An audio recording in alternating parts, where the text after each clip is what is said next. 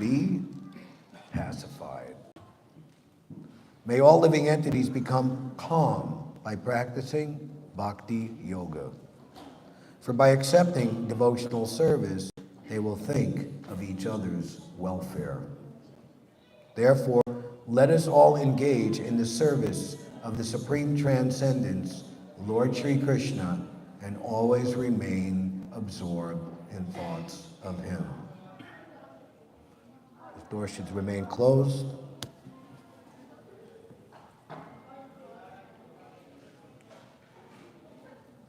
Today is the appearance day of the Supreme Personality of Godhead. Lord Nrsimhadeva, the unprecedented, half man, half lion. Could you see that this door remains closed at all times? And if people get too loud out there, tell them to be quiet. Thank you. Paritranaya sadhunam vinashaya traduskritam dharma samstapanataya sambhavami yuge yuge. Whenever and wherever. That means any yuga, Satya Yuga, Treta Yuga, Dwapara Yuga, Kali Yuga. Every time, every place, anytime, any place, the Lord appears to give solace to the faithful, to protect and uplift the devotees, and to suppress and put down and curtail the activities of the demons.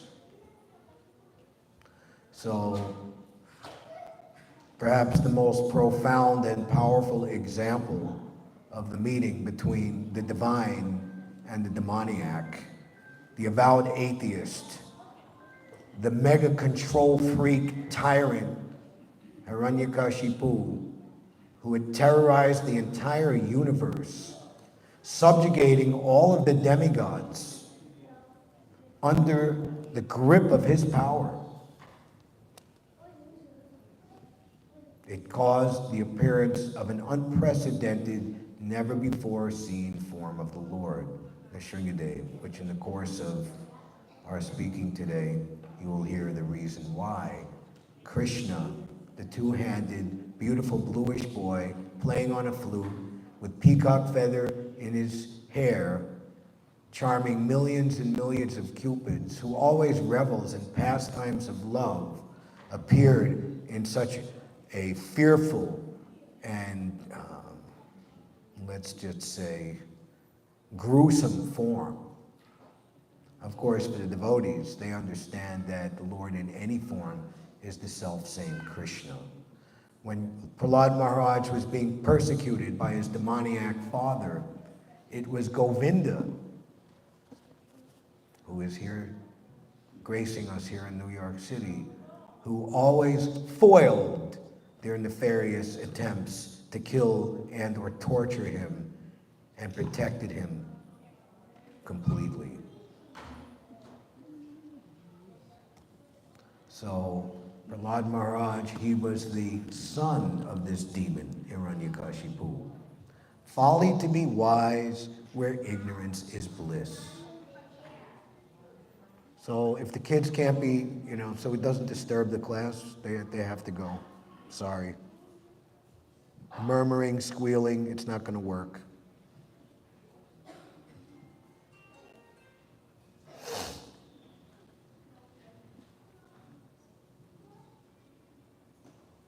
So Prahlad Maharaj, from his side, as Hiranyakashipu is the greatest demon, Prahlad Maharaj, there's even one of the chapters here in this Srimad Bhagavatam, the best amongst all exalted devotees.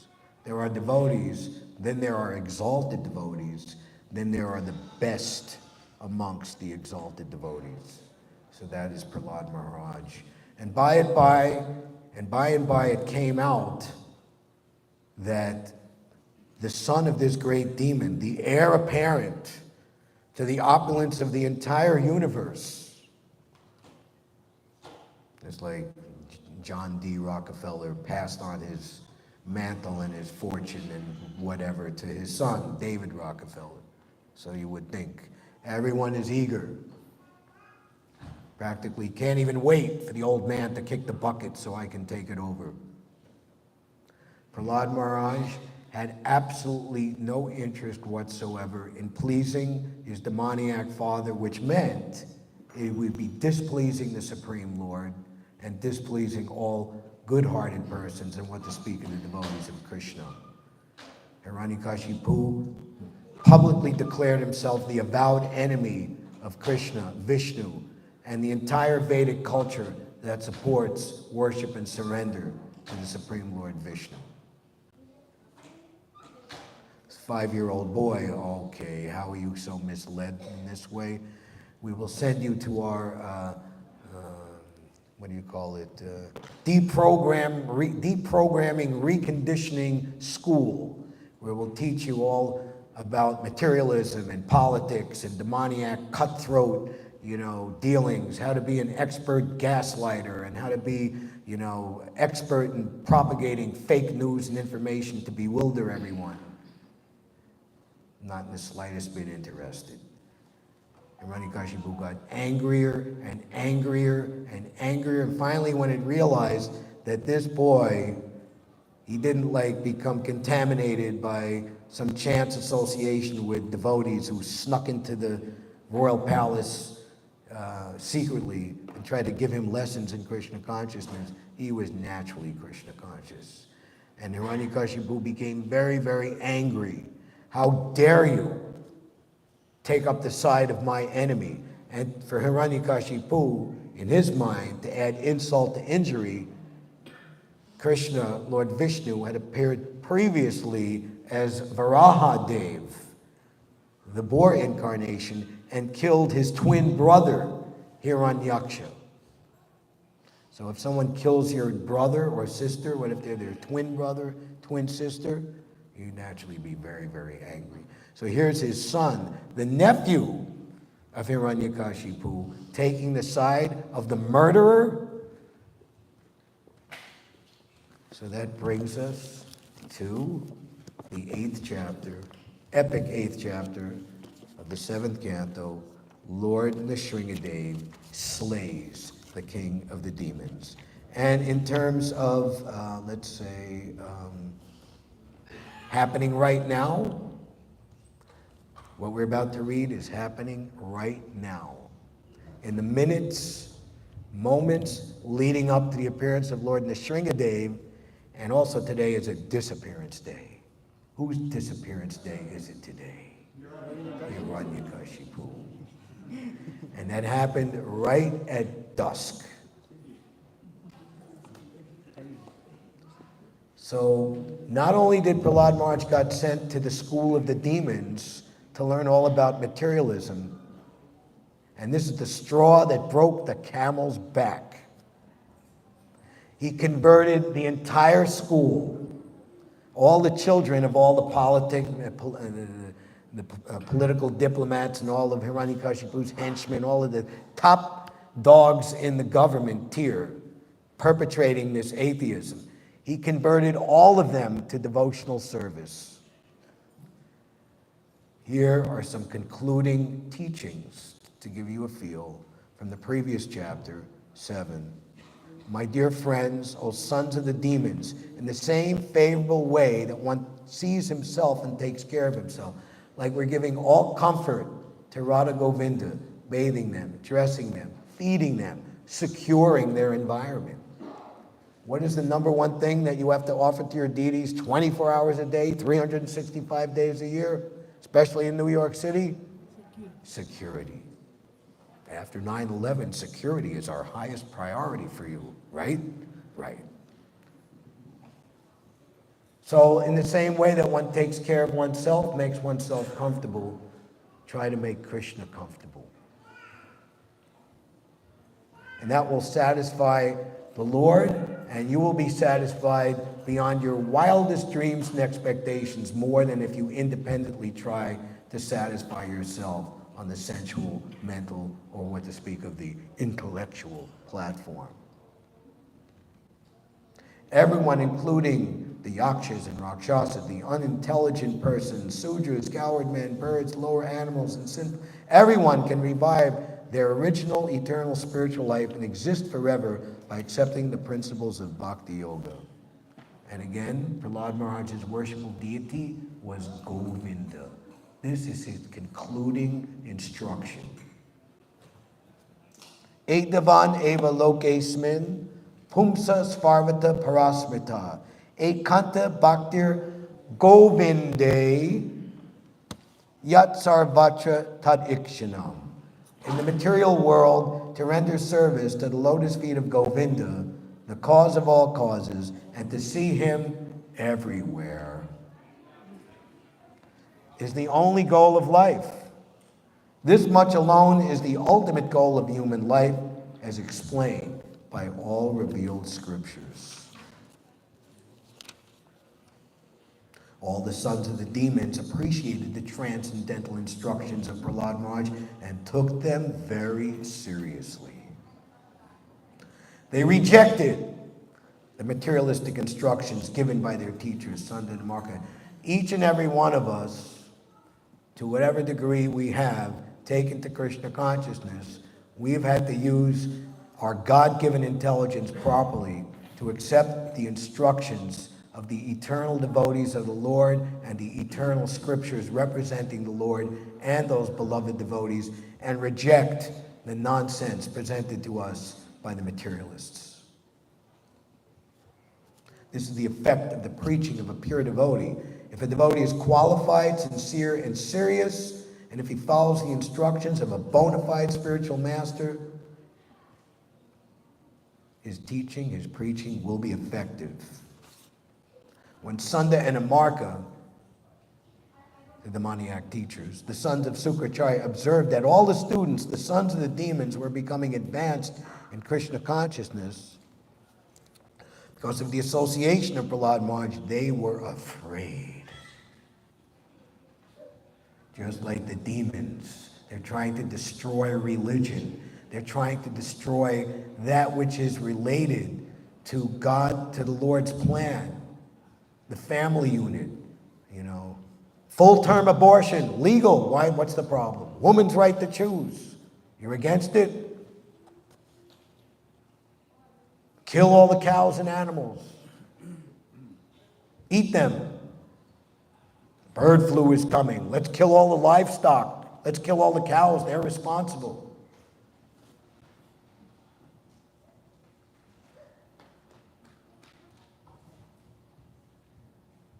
Always making propaganda the opposite way. Who has read Bhagavad Gita?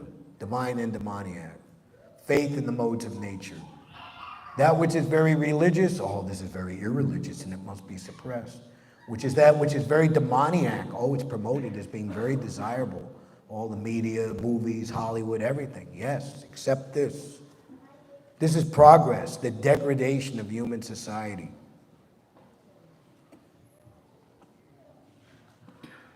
They were afraid. They approached the king of the demons and described the situation as it was.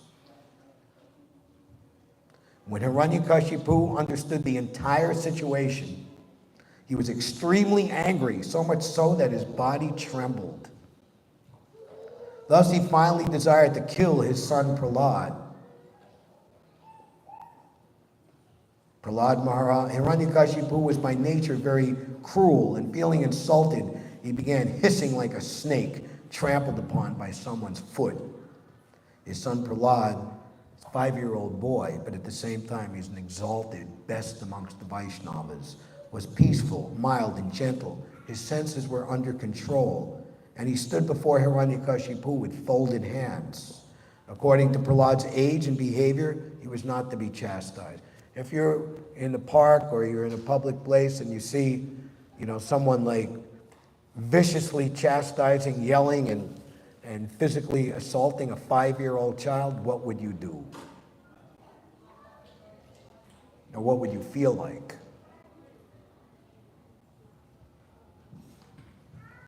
According to Prahlad's age and behavior, he was not to be chastised, yet with strong, crooked eyes, Hiranyakashipu rebuked him with the following harsh words. So he's given up the idea, he's given up the natural idea that he is my son. And now he sees him as the enemy. He's the enemy of me. He's the enemy of my brother. He's the enemy of my government. You have to be destroyed. Almost impudent, most unintelligent disruptor of the family, O lowest of mankind, you have violated my power to rule you. Therefore you are an obstinate fool. Today I shall send you to the place of Yamaraj.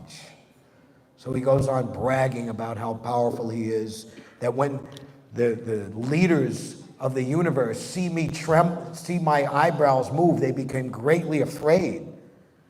By whose power have you superseded the demigods, that you become so impudent and you appear fearless and overstep my power to rule you? So Prahlad Maharaj very calmly answered the question. By whose power have I been able to overcome your rulership? I don't think it's working with those children. Can they please go down to the nursery school downstairs? I'd like there to be quiet. My dear king, the source of my strength, of which you are asking, is also the source of yours. Indeed, the source of all kinds of strength is one. He is not only your strength or mine, but the only strength for everyone. Without him, no one can get any strength. Whether moving or not moving, superior or inferior, everyone, including Lord Brahma, is controlled by the strength of the Supreme Personality of Godhead. The Supreme Controller, the time factor, the power of the senses, the power of the mind, the power of the body, the vital force of the senses. His influence is unlimited. He is the best of all living entities, the controller of the three modes of material nature. By his own power, he creates this cosmic manifestation, maintains it, and annihilates it also.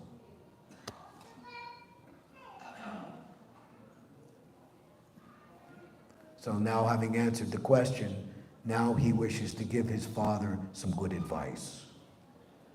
My dear father, please give up your demoniac mentality. Do not discriminate in your heart between enemies and friends. Make your mind equiposed towards everyone, except for the uncontrolled mind, uncontrolled and misguided senses. Hadai, you got to do your job.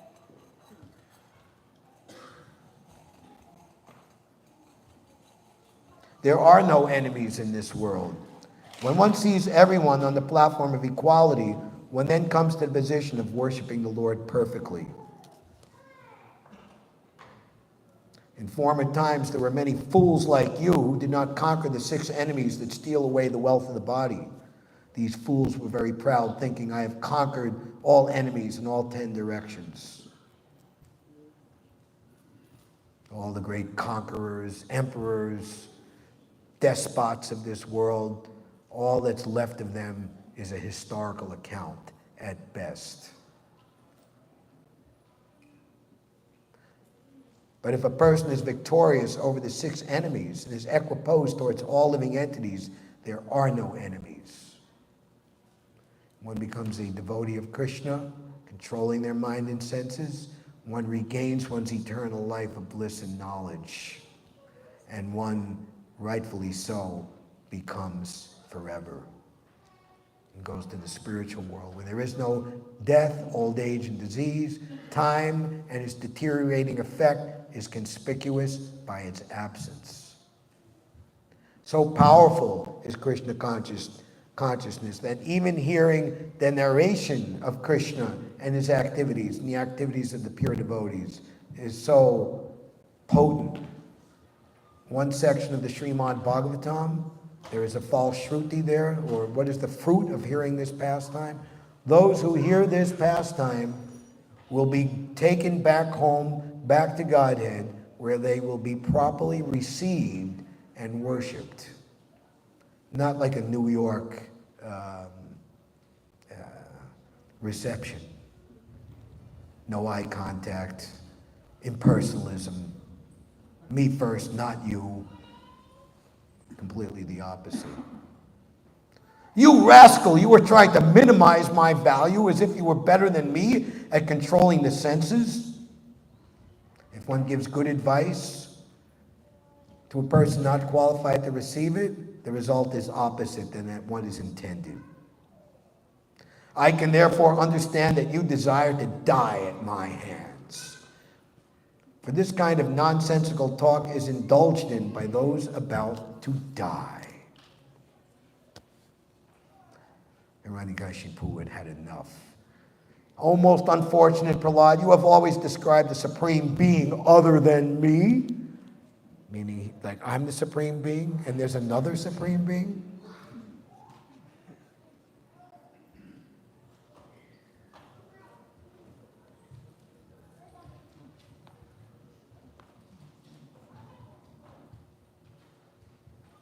A supreme being who's always above everything, who is the controller of everyone, and who is all pervading. But where is he? If he is everywhere, then why is he not present before me in this pillar? Because you are speaking so much nonsense, I shall now sever your head from your body. Now let me see your most worshipful God come to protect you. I want to see it!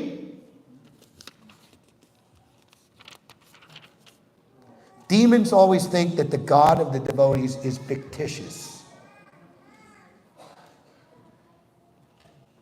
They think that there is no God and that the so-called religious feeling of devotion to God is simply imagination, a kind of illusion, like the illusion derived from LSD and opium. And Hiranyakashipu did not believe Prahlad Maharaj when Prahlad asserted that the Lord is present everywhere. Who's ever making that noise, little child, please leave the room. Can the parents see that he goes outside, she goes outside, and can be suitably situated where they can be themselves down in the Sunday school?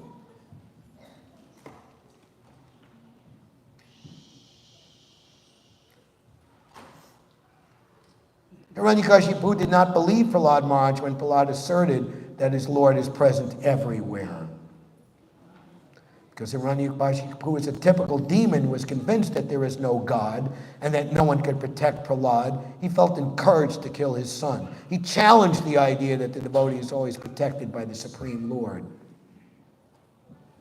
Being obsessed with anger, Hiranyakashipu, who was very great in bodily strength, thus chastised his exalted devotee's son with harsh words, cursing him again and again.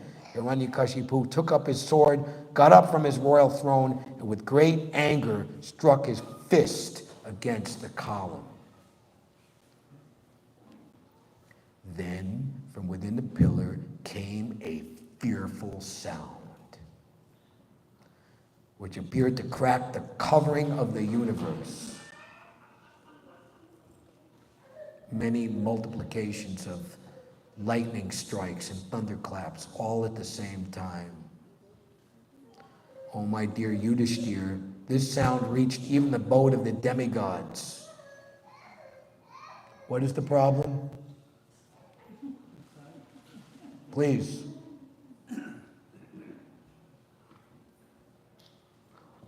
That sound reached even the abode of the demigods like Lord Brahma. And when the demigods heard it, they thought, oh, now our planets are being destroyed.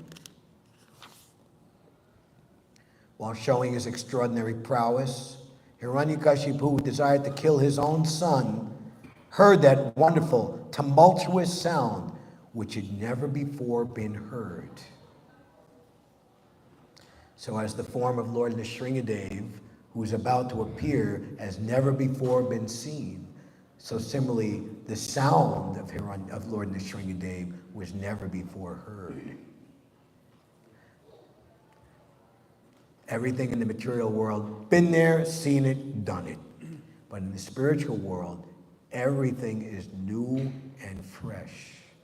There is an exalted term to describe the Lord's meeting with his pure devotees, purvarag, even though they're eternally associated. When they meet, it is as if they're meeting each other for the very first time, simultaneous to eternal knowledge of each other. That is available in the multifaceted facility of the spiritually awakened mind and consciousness.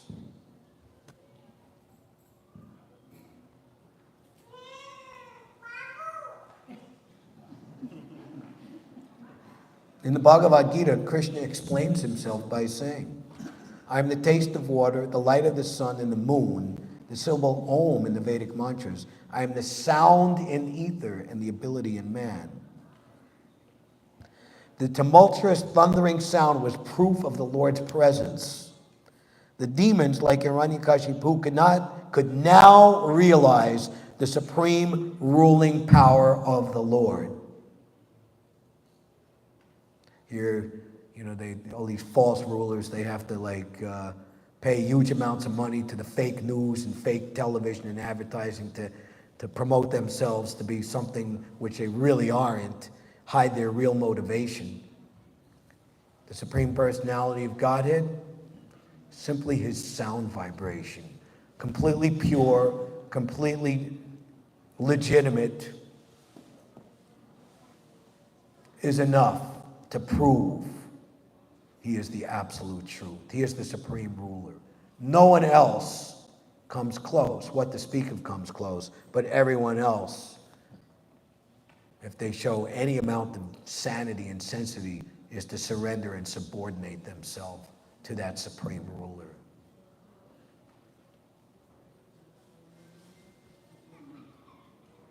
And thus they were afraid. However powerful a man may be, he always fears the sound of a thunderbolt. Similarly, all the demons were his associates were extremely afraid because of the presence of the Supreme Lord in the form of sound, although they could not trace out the source of that sound. To prove that the statement of his servant, Prahlad Maharaj, was substantial. In other words, to prove that the Supreme Lord is present everywhere, even within the pillar of the assembly hall, the Supreme Personality of Godhead, Hari, exhibited a wonderful form never before seen. The form was neither that of a man nor that of a lion. Thus the Lord appeared in his wonderful form in the assembly hall. When Hiranyakashipu demanded from Prahlad Maharaj, where is your Lord? Is he present in the pillar? Prahlad Maharaj fearlessly replied, yes, my Lord is present everywhere. Therefore, to convince Hiranyakashipu that the statement of Prahlad Maharaj was unmistakably true, the Lord appeared from the pillar. The Lord appeared as half lion and half man, so that Hiranyakashipu could not understand whether the great giant was a lion or a human being.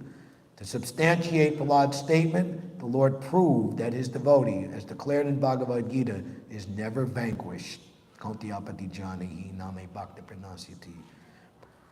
Hiranyakashipu had repeatedly threatened to kill Prahlad, but Prahlad was confident that he could not be killed since he was protected by the Supreme Lord. By appearing from the pillar, the Lord encouraged his devotees, saying in effect, don't worry, I am present here. While Hiranyakashipu looked all around to find the source of that sound, that wonderful form of the Lord, which could not be ascertained to be either a man or a lion, appeared from the pillar. In amazement, Hiranyakashipu wondered, what is this creature that is half man and half lion? For a demon, it is certainly wonderful that the form of a lion and the form of a man can be united, since a demon has no experience of the inconceivable power by which the Supreme Lord is called all-powerful.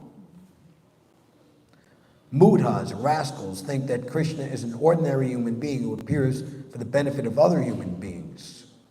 Rascals and demons cannot realize the supreme potency of the Lord, but he can do anything and everything. Indeed, he can do whatever he likes. When Hiranyakashipu received benedictions from Lord Brahma, he thought he was safe. He performed this incredible austerity, such an austerity for such a long period of time that it choked the universal breathing facility. Everyone was unable to breathe. And Lord Brahma had to come and appease the demon so that everyone could breathe again. So powerful was his mystic power that he had acquired.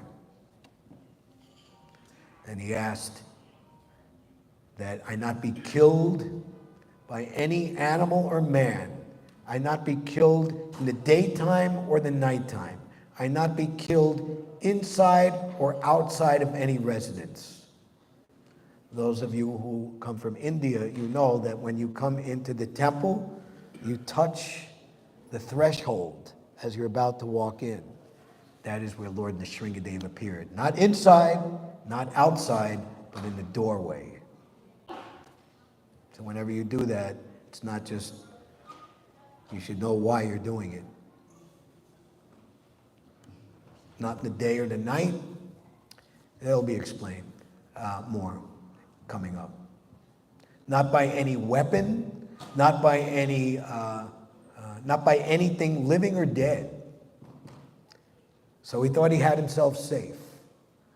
Cover all bases. But Krishna is more intelligent than you in your greatest plans. And he will get you if you need to be got. Someone made like a dual picture posting. There's the devotee Gopakumar, and his story is told in Brihad Bhagavatamritam by Srila Sanatana Goswami, how he ultimately went back home to Goloka Vrindavan and regained his position as one of Krishna and Balaram's transcendental cowherd boyfriends. And upon the reunion back to Godhead, he's being embraced lovingly by Krishna, who's very emotional, and they both have tears in their eyes. And the other choice is Hiranyakashipu having his entrails ripped out with Lord Nrsimhadeva. So take a choice how you want to be treated by the Lord. So you could either be a devotee or you could be a demon.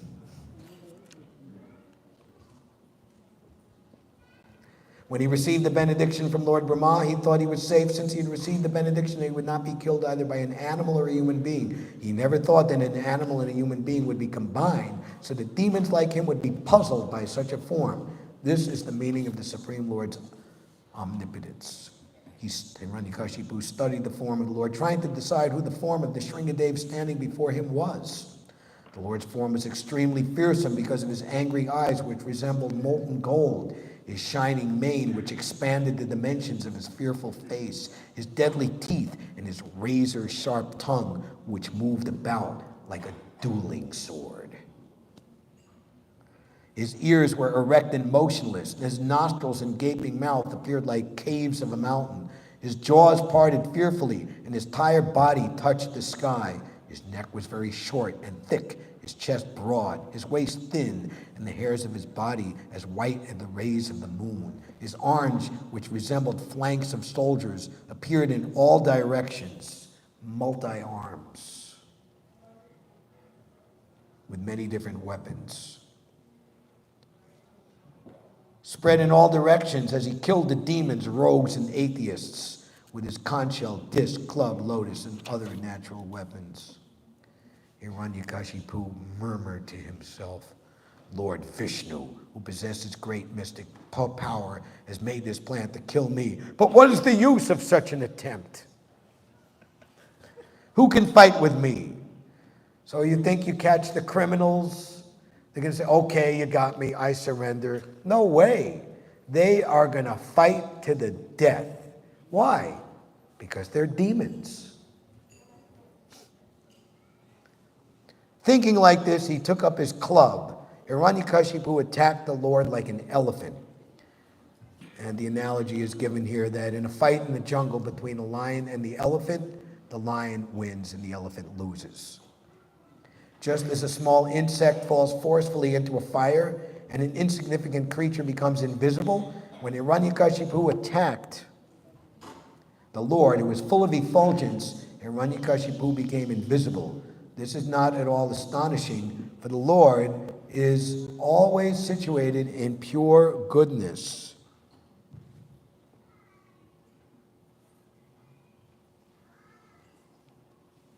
Formerly, during creation, he entered the dark universe and illuminated it by his spiritual effulgence. Thereafter, the great demon, Hiranyakashipu, was extremely angry, swiftly attacked Nrsimhadeva with his club and began to beat him. Lord Nrsimhadeva, however, captured the great demon along with his club, just as Garuda might capture a great snake. When Lord Nrsimhadeva gave Hiranyakashipu a chance to slip from his hand, just as Garuda sometimes plays with a snake and lets it slip from his mouth, the demigods who had lost their abodes, who were hiding behind the clouds for fear of the demon, did not consider the incident very good. Indeed, they were very afraid. So to his face, yes, sir, yes, master, very good, sir, whatever you say, sir, yes, sir. But secretly, they just, we hate this man, we hate this Hiranyakashipu, we want him dead. And to see him dead, this will be the greatest happiness of our life. But externally, they have to keep up appearances. Yes, sir. Very good, sir. Whatever you say, sir. This incident of the Lord giving the demon a chance to slip from his hand was not appreciated by them, for they were greatly afraid. They knew that if somehow or other Hiranyakashipu escaped and saw that the demons were looking forward to his death with great pleasure, he would take great revenge upon them. Thus, they were very much afraid. When Hiranyakashipu was freed from the hands of Nrsimhadeva, so all of this is taking place right now at this time.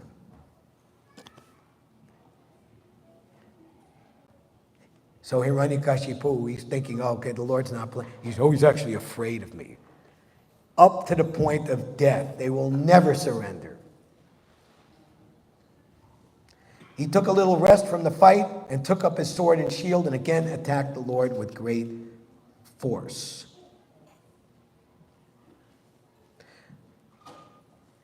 When a sinful man enjoys material facilities, foolish people sometimes think, how is this sinful man enjoying, whereas a pious man is suffering? Where they go on with their nefarious schemes of world domination and subjugating all different peoples and countries and living entities. How is that? By the will of the Supreme, the sinful man is sometimes given the chance to enjoy the material world as if he were not under the clutches of material nature, or that he can do whatever he likes. No one is controlling him. He doesn't have to answer to anyone. Just so that he may be fooled.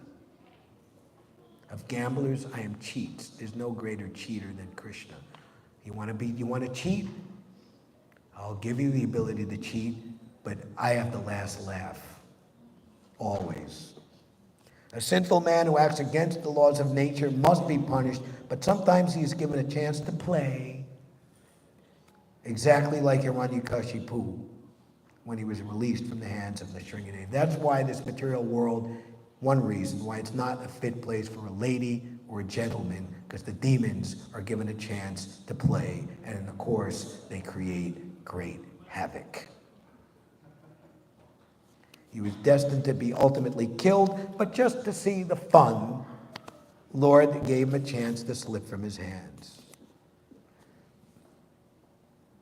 Making a loud, shrill sound of laughter, the Supreme Personality of Godhead, Narayan, who was extremely strong and powerful, captured Hiranyakashipu, who was protecting himself with his sword and shield, leaving no gaps open. So he's not on the offensive now, he's on the defensive, covering himself up. With the speed of a hawk, Hiranyakashipu moved sometimes in the sky, so now he's running for his life, or flying, whatever. Sometimes in the sky and sometimes on the earth, his eyes closed because of the fear of Nrsimhadeva's laughter. Okay, playtime is over. As a snake captures a mouse, or Garuda captures a very venomous snake, Lord Nrsimhadeva captured Hiranyakashipu, who could not be pierced even by the thunderbolt of King Indra. His body was that strong. As Hiranyakashipu moved his limbs here, there, and all around, very much afflicted at being captured, Lord Nrsimhadeva placed the demon on his lap, supporting him with his thighs, and in the doorway of the assembly hall, the Lord very easily tore the demon to pieces with the nails of his hand. Nrsimhadeva Bhagavan ki. Jai. In Prabhupada's room, on the wall, you can see from the window, and if there's a kind-hearted devotee to let you in to take darshan, is the original painting by Jadharani Devi Dasi, done in 1976, of this moment, this glorious moment. Hiranyakashipu had received from Lord Brahma the benediction that he would not die on the land or in the sky. Therefore, to keep the promise of Brahma intact, Nrsimhadeva placed his body on his lap, which is neither land nor sky. Not on the land, not in the sky. It's on my lap. He had received the benediction that he would not die during the day or night. Therefore, to keep the promise of Brahma, the Lord killed Hiranyakashipu in the evening, which is the end of day and the beginning of night, but is neither day or night. Figure that. Hiranyakashipu had taken a benediction that he would not die from any weapon or be killed by any person, dead or alive. Therefore, just to keep the word of Brahma, Lord Nrsimhadeva pierced Hiranyakashipu's body with his fingernails, which are not weapons and were neither living nor dead. Indeed, the nails can be called dead. If you cut your fingernails, you don't ouch like if you cut your skin. But at the same time, they're growing. So they're both alive and dead at the same time. Indeed, the nails can be called dead, but at the same time, they can be said to be alive. To keep intact all of the Lord's benedictions, Lord Nrsimhadeva, paradoxically, but very easily, killed the great demon, Hiranyakashipu. So the actual sunset is at 8:13, and we're going to continue speaking exactly till that time, which is 6 minutes more. Can we wait? Yes.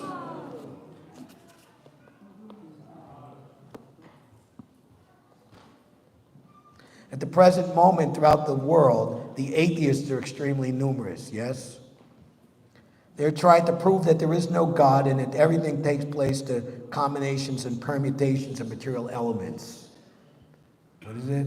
Artificial intelligence, and we're going to reprogram everybody. Thus, the material world is becoming more and more godless, and consequently, everything is in a disturbed condition. If this continues, the Supreme Lord will certainly take action, as he did in the case of Hiranyakashipu, within a second. Simply by the movement of one finger. The demons should therefore be careful and curtail their godless civilization. They should take advantage of the Krishna consciousness movement and become faithful to the Lord. Otherwise, they are doomed. The hair on Nrsimhadeva's head shook the clouds and scattered them here and there. His glaring eyes stole the effulgence of the luminaries in the sky, and his breathing agitated the seas and oceans. Because of his roaring, all the elephants in the world began to cry in fear. Airplanes were thrown into outer space and the upper planetary system by the hair on Nrsimhadeva's head. Because of the presence of the Lord's lotus feet, the earth appeared to slip from its position, and all the hills and mountains sprang up due to his intolerable force. Because of the Lord's bodily effulgence, both the sky and all directions diminished in their natural illumination. Manifesting a full effulgence and a fearsome countenance, Lord Nrsimhadeva, being very angry and finding no contestant to face his power and opulence, then sat down in the assembly hall on the throne of Hiranyakashipu. So the inner purport is that Hiranyakashipu was formerly his servant in Vaikuntha and was cursed to become a demon. So even he sat down on the throne that he so laboriously created for himself. Why would he sit on the demon's throne, so contaminated? So the inner understanding is that the devotee, even if cursed to become a demon, is fortunate in any condition of life.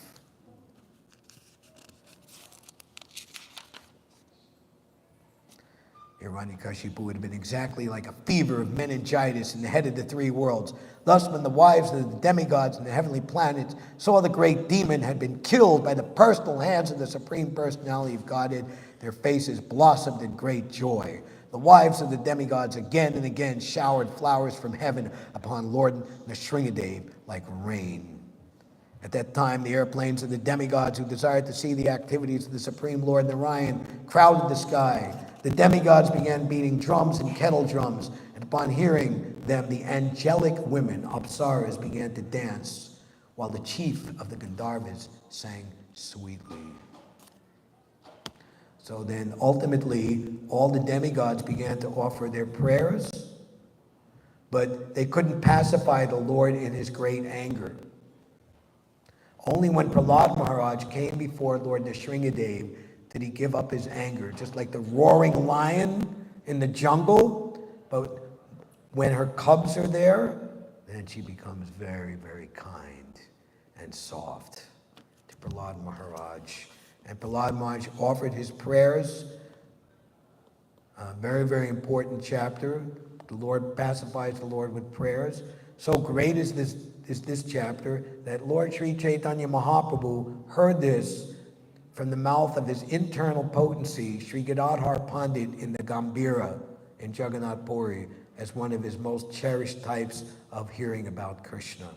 And our Srila Prabhupada very much spoke on this, on the prayers of Prahlad Maharaj and the appearance of Lord Nrsimhadeva. So in conclusion, the appearance of Lord Nrsimhadeva, especially for us in this Kali Yuga, where as was just mentioned, the demons and the atheists are very numerous, very, very important for us, for our protection, for our shelter, and to push on the noble aims of this Krishna consciousness movement, which is not at all a small thing, but it is meant to give relief to every living entity on this planet and this entire universe, thus ushering in a 10,000-year eddy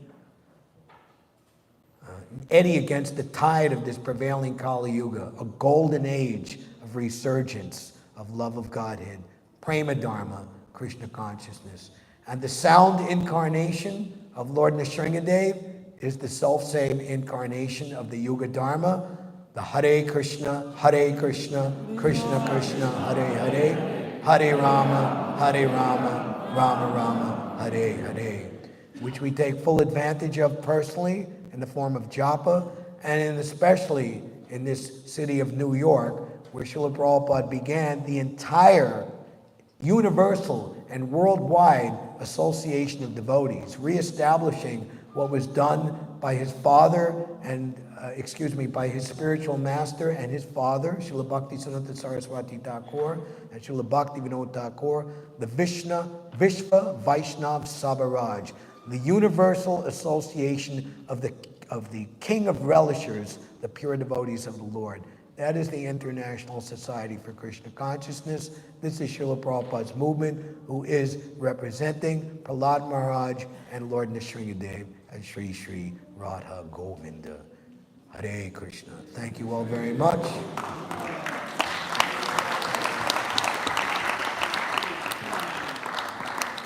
Lord Nrsimhadeva is appearing all the time, not just now. Hare Krishna.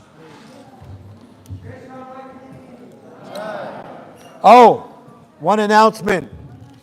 You can put it on your t-shirt. We have a very nicely made New York City Harinam t-shirt in different sizes. They're green and there's black. And where is the Dai Pran? Make a big loud noise.